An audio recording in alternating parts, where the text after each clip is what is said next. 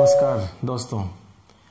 अब अपने जो टॉपिक है वो है बिंदुवत आवेश या बिंदु आवेश के कारण विद्युत क्षेत्र की तीव्रता। क्या निकालनी है अपन को? बिंदुवत या बिंदु आवेश के कारण विद्युत क्षेत्र की तीव्रता।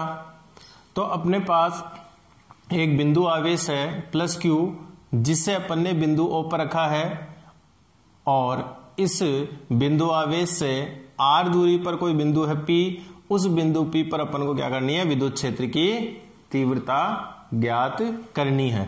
देखिए विद्युत क्षेत्र रेखाओं में पढ़ा कि धन आवेश के कारण विद्युत क्षेत्र रेखाएं बाहर की ओर होती है या निर्गत होती है, तो यहां पर विद्युत क्षेत्र की दिशा भी बाहर की ओर होगी। तो बिंदु P पर जो विद्युत क्षेत्र की दिशा है वो OP दिशा में है, क्योंकि यहां पर धन आवेश है। अब देखिए विद्युत क्षेत्र की तीव्रता निकालने के लिए अपन को परीक्षण आवेश की आवश्यकता होती है, क्योंकि उस परीक्षण आवेश पर जो बल लगेगा उस बल के आधार पर ही अपन क्या देंगे? विद्युत क्षेत्र की तीव्रता देंगे। तो अपन ने बिंदु P पर क्या रख दिया? एक परीक्षण आवेश रख दिया Q0। ठीक है, जैसे ही अपन बिंदु P पर परीक्षण आवेश Q0 रखेंगे जो कि इस प्लस Q आवेश के विद्युत क्षेत्र में है, तो ये प्लस Q आवेश Q0 पर क्या आरोपित करेगा? बल आरोपित करेगा। तो कूलाम के नियम से जो लगने वाला बल है वो हो जाएगा F बराबर K Q0 बटे में R स्क्वायर। अब देखिए विद्युत क्षेत्र की तीव्रता का अपन ने संबंध देखा था। विद्युत क्षेत्र की तीव्रता का संबंध होता है E बराबर F अपॉन Q0। यहां से F का मान रखा अपन ने, Q0 से Q0 कट गया, तो E बराबर आ गया KQ अपॉन R स्क्वायर। देखिए यहां पर अपन जो आवेश प्लस Q उसको हवा या निर्वात में रख रहे हैं, तो हवा या निर्वात में K का मान कितना हो जाएगा? 4 पाई एप्सिलॉन 0 R स्क्वायर।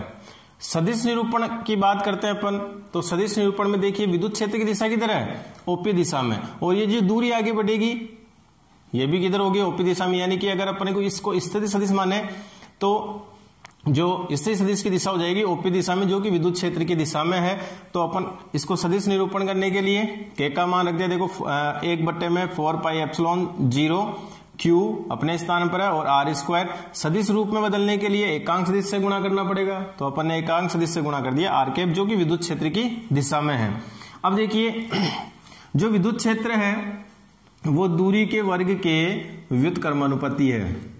तो यहां पर E व्युत्क्रमानुपाती R स्क्वायर, जब अपन ग्राफ बनाएंगे तो व्युत्क्रमानुपाती का ग्राफ आएगा, यानी कि दूरी बढ़ने पर विद्युत क्षेत्र का मान घटेगा। अब अपन अगर इस प्लस Q आवेश को अन्य किसी माध्यम में रख दें, तो अन्य किसी माध्यम में रखने पर विद्युत क्षेत्र EM बराबर Q 4 पाई एप्सिलॉन, क्योंकि अन्य माध्यम में K का मान जो वैल्यू आती है 1/4 पाई एप्सिलॉन आता है, और एप्सिलॉन की जो वैल्यू है वो आती है एप्सिलॉन 0 गुणा एप्सिलॉन R परावर्तनांक वाले टॉपिक से। अब यहां पर देखिए Q बटे में R स्क्वायर और 4 पाई एप्सिलॉन 0, ये पूरी की पूरी वैल्यू है E की, जो कि निर्वात में विद्युत क्षेत्र है, तो इसकी जगह E रख दिया और बटे में आ गया एप्सिलॉन R। देखो एप्सिलॉन R का मान 1 से बड़ा होता है, 1 के बराबर या 1 से बड़ा होता है। तो जब E में 1 या 1 से बड़ी राशि का भाग लगाया जाएगा, जैसे 1 से बड़ी राशि का भाग लगाया जाएगा यहां पर, तो EM का मान यहां पर अपन को कम प्राप्त होगा, यानी कि निर्वात या हवा में जो विद्युत क्षेत्र की तीव्रता है वो माध्यम में विद्युत क्षेत्र की तीव्रता से अधिक होती है। ठीक है, तो ये अपन ने किसी बिंदु आवेश के कारण विद्युत क्षेत्र की तीव्रता निकाली है। अब देखिए ये तो एक कोई बिंदु आवेश है, अगर ज्यादा बिंदु आवेश हो तो उन सभी बिंदु आवेशों के कारण अपन को यहां पर अलग अलग विद्युत क्षेत्र की तीव्रताएं निकालनी पड़ेगी और फिर अध्यारोपण के सिद्धांत से उनको जोड़ना पड़ेगा, जो कि बहु आवेशों के कारण भी विद्युत क्षेत्र की तीव्रता निकाली जा सकती है।